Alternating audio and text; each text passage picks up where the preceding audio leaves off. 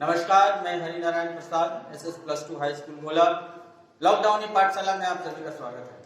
आज हम लोग एक नया टॉपिक पढ़ेंगे। टॉपिक का नाम है hormonal control of spermatogenesis. Last class में हम लोग देखा है कि स्पर्मेटोजेनेसिस है क्या। स्पर्मेटोजेनेसिस में माइटोसिस प्रक्रिया, उसके बाद म्योसिस के द्वारा कैसे स्पर्म बनते हैं। आज हम लोग देखेंगे कि वो कौन कंट्रोल करता है उस स्पर्मेटोजेनेसिस को। तो देखते हैं हम लोग कि कुछ हार्मोन्स रिलीज होते हैं बॉडी में। तो आज हम लोग देखते हैं कि क्या क्या हार्मोन्स रिलीज होते हैं, कौन से स्टेज में रिलीज होते हैं। बच्चों, जैसे हम लोग पढ़ते हैं कि ये सारा प्रक्रिया गोनेड्स में होता है। गोनेड्स का मतलब होता है testis. In male testis, female में हम लोग देखते हैं ओवरी। तो टेस्टिस में ये प्रक्रिया को कौन कंट्रोल करता है। तो जैसे ही हम लोग आफ्टर दी प्यूबर्टी स्टेज का बाद हम लोग जब गोनेड्स पूरी तरह मैच्योर हो जाता है, परिपक्व हो जाता है, तो उस परिपक्व होने के बाद एक हार्मोन रिलीज होता है हाइपोथैलेमस से। वो हाइपोथैलेमस फोर ब्रेन में सिचुएटेड होता है, मस्तिष्क, अग्र मस्तिष्क में। और वो हाइपोथैलेमस रिलीज करता है गोनेडोट्रोपिन रिलीजिंग हार्मोन, जिसको हम लोग बोलते हैं GnRH।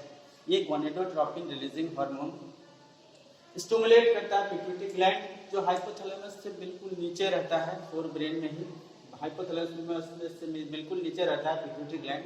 ये पिट्यूटरी ग्लैंड का एंटीरियर पार्ट को ये स्टिमुलेट करता है। और ये स्टिमुलेशन होने के बाद पिट्यूटरी ग्लैंड दो हार्मोन को सिक्रेट करता है। एक FSH, इसको बोलते हैं फॉलिकल स्टिमुलेटिंग हार्मोन, और दूसरा है LH, ल्यूटिनाइजिंग हार्मोन। इसका दूसरा नाम है ICSH, interstitial cell stimulating hormone.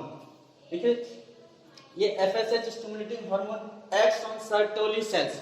याद रखने के लिए बच्चों, याद रखने के लिए ट्रिक देता हूं। ये S, FSH में S आता है, और ये सर्टोली सेल्स भी S से स्टार्ट होता है, इसलिए FSH acts on Sertoli sales.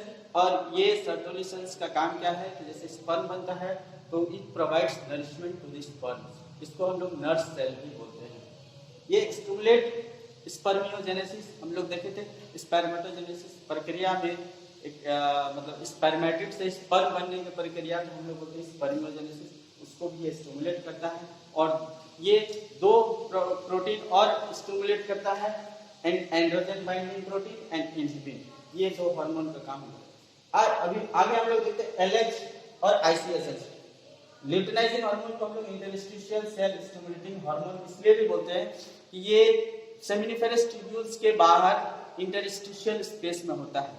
और ये हार्मोन यहाँ से स्राव ये हार्मोन क्या करता है कि ये लीडिंग सेल्स, ये बच्चों याद करने के लिए ट्रिक बताते हैं। ये L से जो कि ये लीडिंग, LH स्टिमुलेट करता है लीडिंग सेल्स को।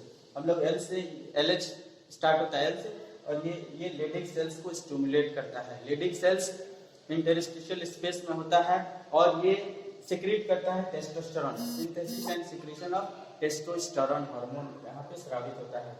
ये स्टिमुलेट स्पर्मेटोजेनेसिस को स्टिमुलेट करेगा। दूसरा चीज रेगुलेट द एक्सेसरी डक्ट्स। जितना भी एक्सेसरी डक्ट्स है जहाँ से स्पर्म का मतलब ट्रांसफर होता है आउटसाइड बॉडी में, वो सारे डक्ट्स और ग्लैंड्स को ये टेस्टोस्टेरोन रेगुलेट करता है। अब हम लोग आगे देखते हैं कि फीडबैक मैकेनिज्म कैसे इसको कौन स्विच ऑफ स्विच ऑन करता है।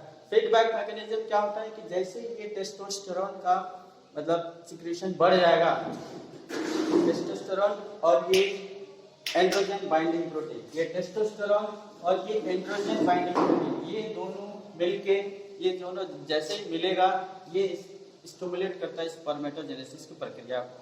सर्टोली सेल्स में जो स्पर्मेटोजेनेसिस की प्रक्रिया हो जाती है, वहाँ पे हम लोग देखे थे स्पर्मेटोजेनेसिस में कि स्पर्मेटोजेनेसिस में एक प्रक्रिया था स्पर्मेटिड से स्पर्म का बनना, जो ट्रांसफॉर्मेशन होता है उसको हम लोग बोलते हैं स्पर्मियोजेनेसिस। फीडबैक मैकेनिज्म में हम लोग देखते हैं कि जैसे ही बहुत सारा स्पर्म, जब मिलियंस ऑफ स्पर्म बन जाता है, टेस्टोस्टेरोन का सिक्रेशन बहुत बढ़ जाता है। तो ये फीडबैक मैकेनिज्म में क्या है, ये नेगेटिव ये मैसेज पहुंचाता है पिट्यूटरी को और ये हाइपोथैलेमस को। मैसेज पिट्यूटरी को नेगेटिव मैसेज भेजता है कि अब FSH और LH, ये LH का सिक्रेशन ये कम कर दो, LH का सिक्रेशन कम कर देगा, टेस्टोस्टेरोन कम हो जाएगा, तो ये स्पर्मेटोजेनेसिस की प्रक्रिया भी कम हो जाएगी। और ये हाइपोथैलेमस को भी फीडबैक पहुंच जाता है। इनहिबिन जो यहाँ पे सीक्रेट हो रहा था, इनहिबिन हार्मोन का भी ये काम है कि नेगेटिव फीडबैक, ये भी मैसेज देता है पिट्यूटरी को, जैसे यहाँ पे मिलियंस ऑफ स्पर्म बन जाता है, सफिशिएंट अमाउंट में बन जाता है, ये मैसेज देता है पिट्यूटरी ग्लैंड की। पिट्यूटरी ग्लैंड धीरे धीरे ये इनहिबिट करता है secretion of FSH, secretion of FSH को लो कर देता है, सिक्रीशन ऑफ एफएसएच को कम कर देता है। फिर यहाँ से जैसे ये कम हो जाता है, एफएसएच का सिक्रीशन कम होता है, साइटोलिसिस पे एक्ट कम करता है, स्पर्मियोजेनेसिस की प्रक्रिया धीरे धीरे धीमी हो जाती है। इस तरह से ये पूरा मैकेनिज्म फीडबैक प्रक्रिया के हिसाब से चलता रहता है। इस तरह से पूरे जो ये जितने भी हार्मोन्स है, सारा hormones from hypothalamus, pituitary gland, FSH, LH सब एक साथ काम करता है, सारा प्रक्रिया स्पर्मेटोजेनेसिस की प्रक्रिया को संपन्न कराने के लिए। अब नेक्स्ट चैप्टर में हम लोग देखेंगे स्ट्रक्चर ऑफ स्पर्म। धन्यवाद।